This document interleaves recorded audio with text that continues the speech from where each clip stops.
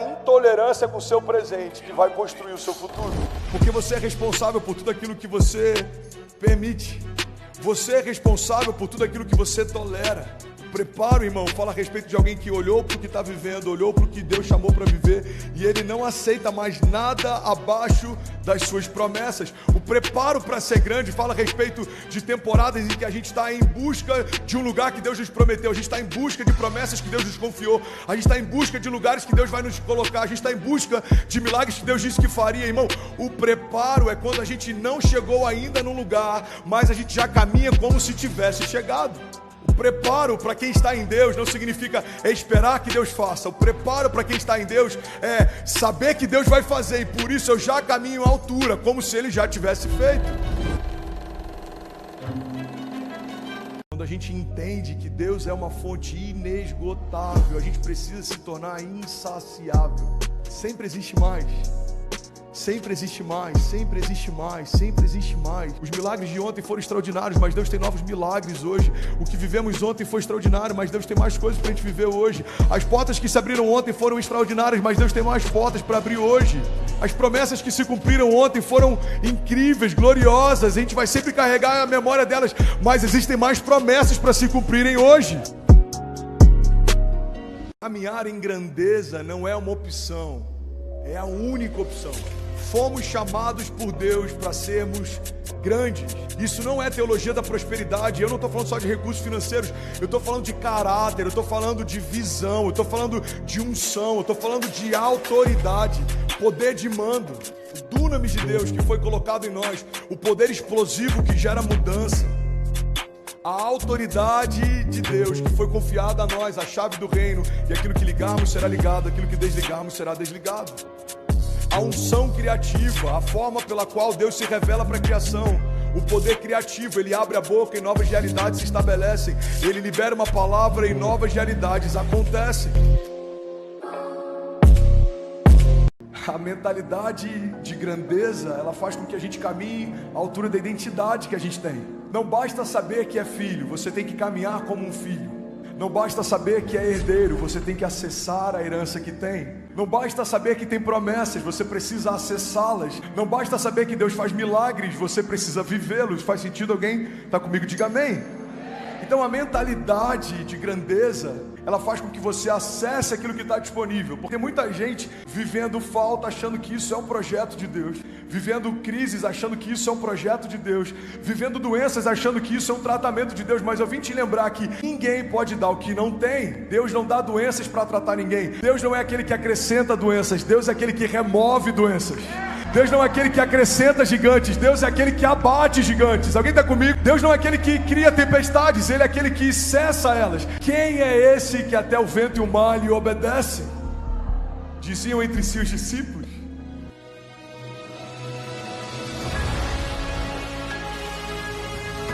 Quem diga que quando a gente está demorando para viver uma promessa é porque Deus está caprichando.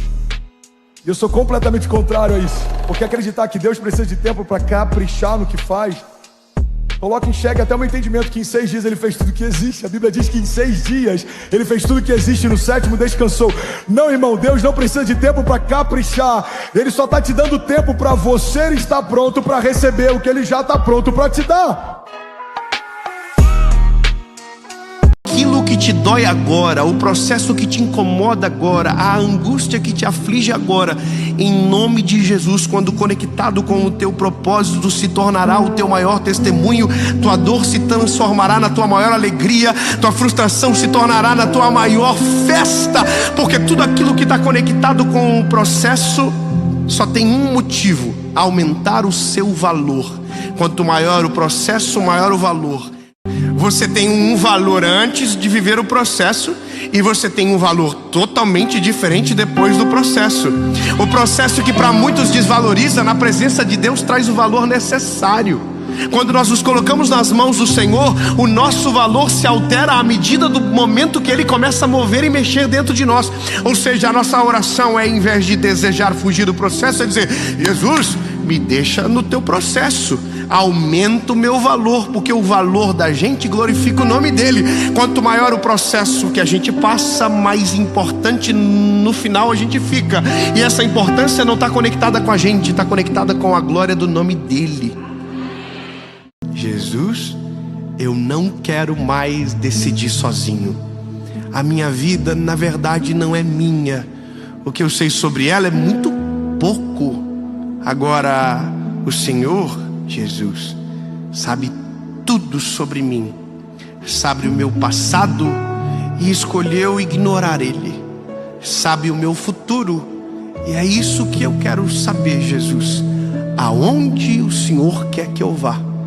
Porque a partir de agora, Jesus, a minha vida não está mais sobre o meu controle.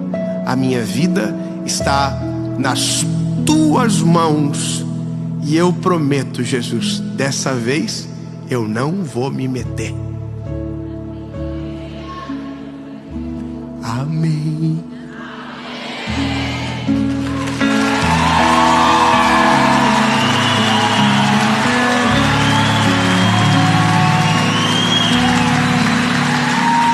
Deixa eu te dizer uma coisa, a voz das outras pessoas não pode embaçar a voz do que Deus diz para você.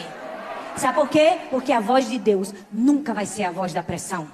Eu não sei se você já teve um cansaço, uma impressão de não conseguir suprir todas as expectativas das pessoas, uma sensação de não conseguir ser o que elas querem que você seja. Ainda bem, meu filho, porque você não foi chamado para ser o que as pessoas querem que você seja. Você foi chamado para ser o que Deus projetou que você fosse. Esse deve ser o seu objetivo, mas nós estamos muito ocupados tentando ser o que todo mundo é e fracassamos em ser nós mesmos. Deus chamou você hoje para te dizer: a voz da pressão não é a voz de Deus. Esse Demas aqui simboliza muitas pessoas que já entraram na nossa vida. Pessoas que nós investimos, acreditamos, discipulamos, treinamos, amamos, demos a nossa vida e no momento que a gente mais precisou, foi embora. Paulo tinha um Demas e eu e você talvez também temos um Demas. Mas eu amo que Paulo nos ensinou o que fazer quando os Demas forem embora. Ele disse assim: Demas me abandonou, mas o Senhor permaneceu ao meu lado e me deu forças. Quando o Demas foi embora da sua vida, pare de olhar para o Demas que foi embora e comece a perceber a presença de Deus que nunca se foi, que sempre permaneceu. Sabe qual é o nosso problema? Às vezes a gente foca tanto no Demas que foi embora.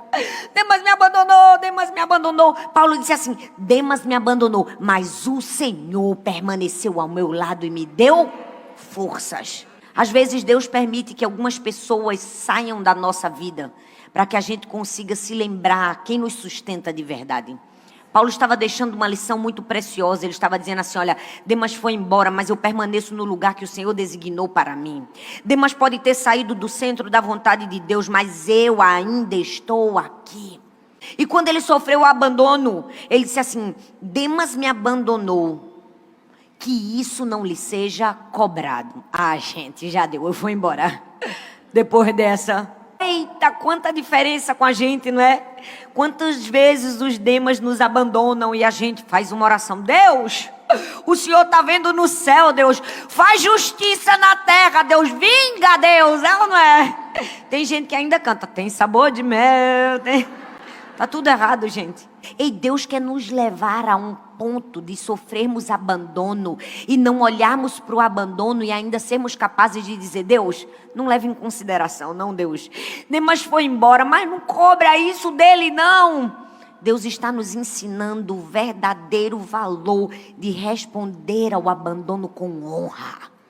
Meu lindo, o seu 2023 não será um ano de atalhos, não será um ano de improvisos, não será um ano, sabe, de faz como dá. Não. Se Deus estiver no controle, na direção, tomando o rumo, o leme da história vai ser a história perfeita. Não haverá erro, não haverá fracasso, não haverá falhas e não haverá atalhos, porque se Deus é o caminho, Ele não pega atalhos.